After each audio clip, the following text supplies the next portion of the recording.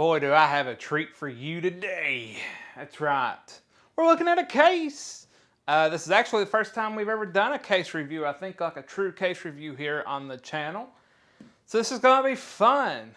It's me, Jeff the IT guy. It's great that everyone is here. I'm so happy to see you. I hope that you are doing well. If you haven't already, go ahead and subscribe for more awesome videos looking at cases and stuff. I think I'm just going to turn this into a case review and cooling channel. I like cases.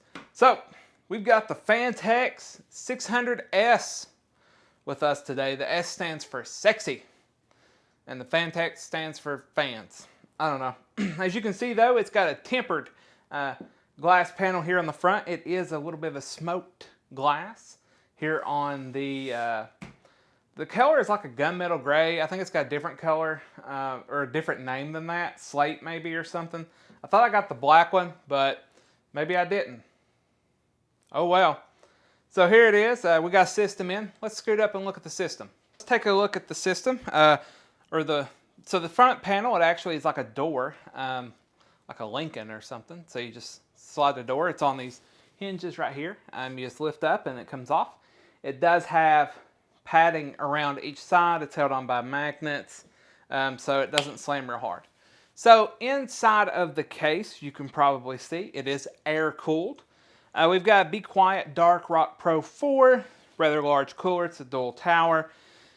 Got the Strix 5700 XT-OC from Asus. It's on an X570 Meg Ace motherboard with a 3900 XT in it. All the fans are Noctuas. So these are Noctua Redux fans. 750 watt power supply. So that's, that's the system. It's what we did all of our tests with as well when we talk about testing numbers. So let's get a good look inside. All right, so as you can see, there's several cool features about the case here on the inside. So down here you've got this little latch here. You can actually open it up, I guess, if you wanted to do like water cooling. If you had a pump down here, there are mounts in the bottom. I'll show you when we flip it over. Mounts for pumps and hard drives, so you can actually put it through here. You could also route cables through here. So for example, this case, you do have the ability to mount your GPU vertically. There's 3 slots over here that you can do it in, and you could actually run your cables out through here. It does not include the riser cable. The case doesn't, so you will need to pick that up. It's about an extra $90 or something. And it does have, or not 90, but $30. There is also the mounts here so that you can actually mount it to the case so that it doesn't go anywhere when you do flip it. Okay. On this side here on the front, you do have room for 3 140 millimeter fans, which is what we have here. So on the front, you've got room for 3 140s or 3 120s. I don't think it'll do 4 120s. It is in the book. Okay. In the top, you have room for 2 140s or 3 120s, and in the rear, you've got 120 or 140 millimeter fan. So lots of cooling options. Okay. In the bottom, you can see your PSU. Cool beans. So right here, these actually move. I just stuck my finger in the fan. These actually move backwards and forwards, and they actually come off as well. So there's this thumb screw, these little plates here in the back, and you can actually mount things to it in the rear or up here. You can put in more hard drive cages. It does come with 4. So let's look at the accessories pack. In the accessories pack, it comes with your screws, your drive cages. It includes 4. They are metal. They clip onto each other, and so they do clip, and you can put them in the rear of the case or in the front. It also includes some other brackets as well, and so it comes in a really nice box. Your screws come in a really nice case that holds them all neatly. Okay, so you can move these forward and backwards, and you can put drive cages and other things like that. If you want to do like water cooling, you can put your reservoir and stuff like that. You can also move them forward to hide cables. However, I don't have braided cables, and so it actually doesn't do that well whenever you are trying to move them forward. Okay. let's flip the case around and look at the front. So here in the front of the case, we've got this latch here that flips up. You've got your power button on top. You got your latch button up, or your latch here. This has two USB 3.0s, one USB-C Gen 2, a reset button, headphone, and microphone, as well as this right here, which is an insert that puts it into, we're going to call it silent mode. And so it has silent or noise dampening material in it. It's quite heavy as well. And it's got mesh. Under the front panel, there's actually a dust filter. There's been plenty of testing that shows that it really doesn't hinder the airflow through this as well, the way that Phanteks has designed it. On the sides, though, of the front, there is quite a bit of ventilation on the sides. So you can see it right here. This is actually, I mean, I can stick my finger in it, and I've got pretty big fingers. So there's quite a bit of ventilation, so it doesn't really hinder airflow that much. We'll see in our testing. So let's turn around and look at the rear. So this, well, not the rear, but the back side of the case. This door also opens like a Lincoln Continental, which is really cool. And now we get to look at all the cable management. And so I actually spent quite a bit of time trying to manage this. I know there are a lot better looking cable managements out there, but this is where I got before I said I'm done. So here on this panel, right here is where you've got the slats on the front. Here's the thumb screws I was telling you about. There is space here that you can put like your hard drives, cages right here, and other things. You can put pumps and stuff on the other side, reservoirs. So for storage, I mentioned that it came with 4 caddies. They are metal, and so I think this can fit 13 total. I think that's the number. It might not be 13, it might be 9. Something like that. It can fit in an extreme amount of drives. I've got mine in the bottom here. I don't know how well you can see it, but I've got them in the bottom. I've got 2 on this side, so they stack 2 by 2 here, so you can do 4 in the bottom, and you've got your power supply right here. There's plenty of room right here to hide your cables. And so it does have these Velcro strips that go this way. You've got 3 SSD slides, and these actually work pretty cool. They're toolless, so you just, well, not toolless, I mean you have to mount the drive to them, but when you go to put them on, all you do is put them on the bracket there and push them down. I am going to turn the system off for now. Okay, and then you've got Velcro on right here on these sides as well, so that you can go ahead and do some cable management. As you can see, I've got quite a bit in here. The cables aren't braided or anything, so it does make it a little bit harder. And then up here you've got a 7 fan hub, which allowed me to hook all of my fans into it, which is pretty cool. So all of your fans can go in here really good. So you can do a lot of cable management in here, which makes it really easy. For that back panel to shut, right there, boom, no problem. Open it up, and it's clean, it's tidy. You know where everything is. Okay, so let's move to the rear I/O. Even though the I/O comes from the motherboard, but we'll still move to the rear because it's important. It's importante.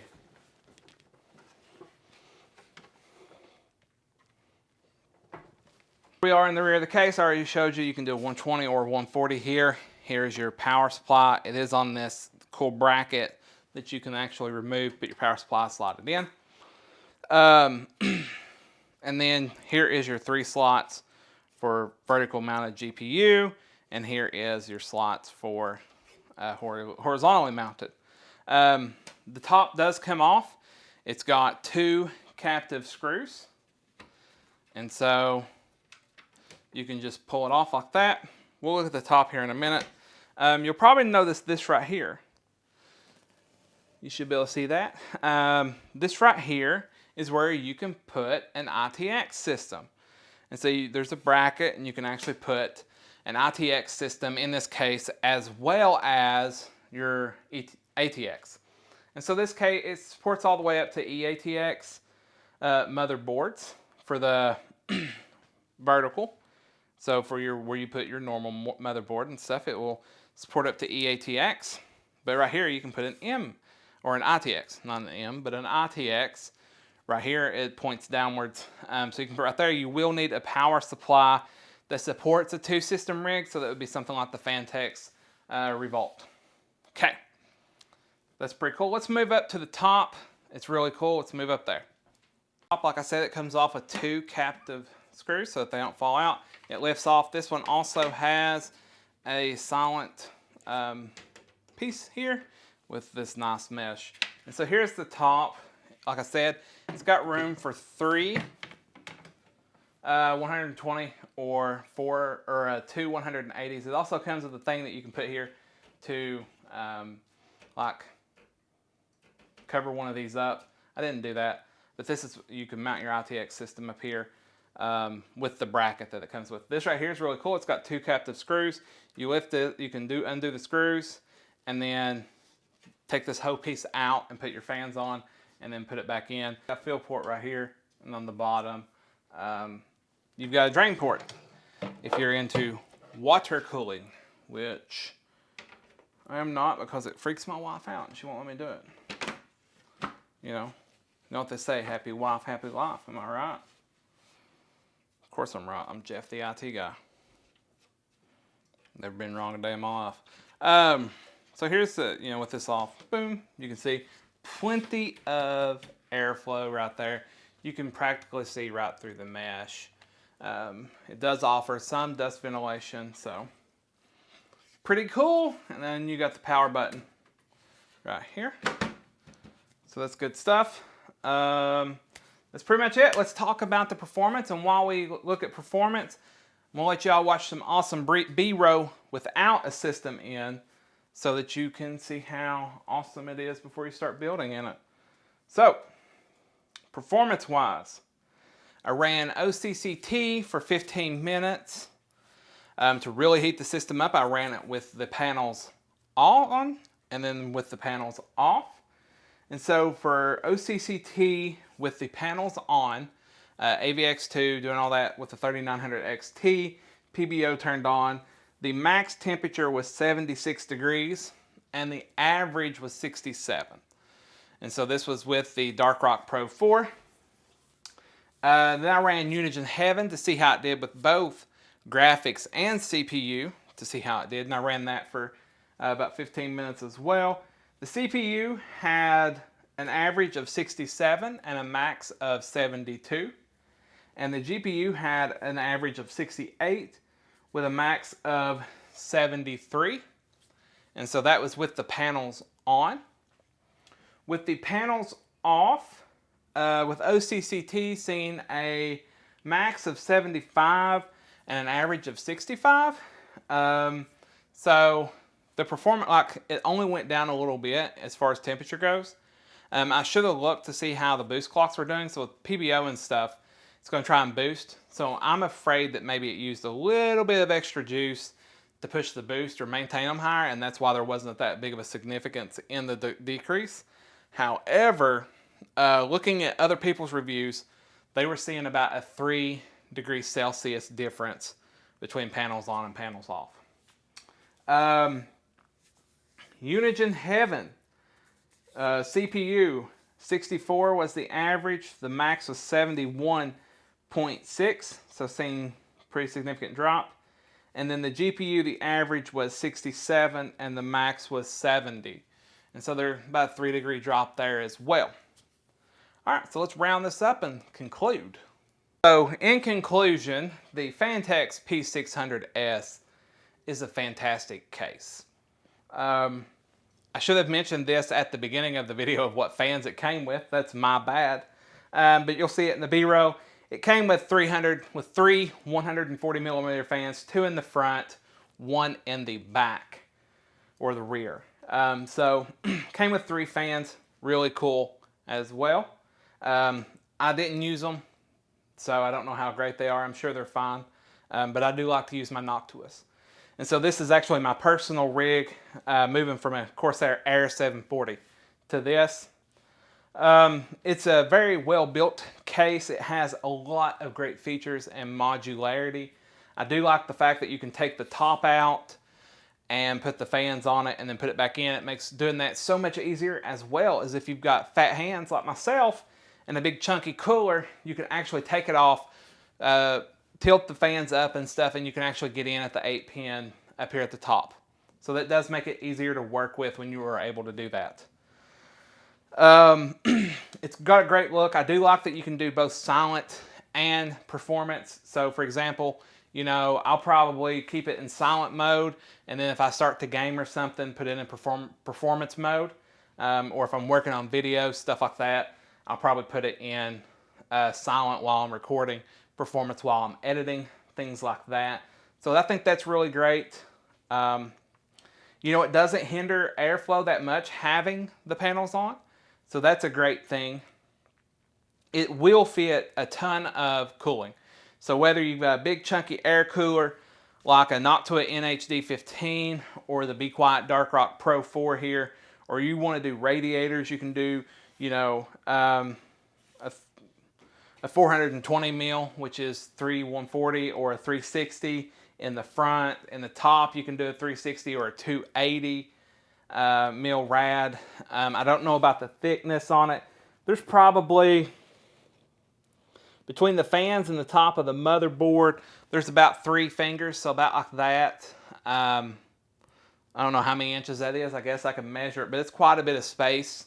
I can fit my whole hand, you know, like that. And so I'm a pretty big guy, so there's plenty of room right there, and it does great with cooling. You can actually, you know, you can even put your GPU vertical. I didn't do it because I wanted all that air to go into this chunky boy. It puts out a lot of heat.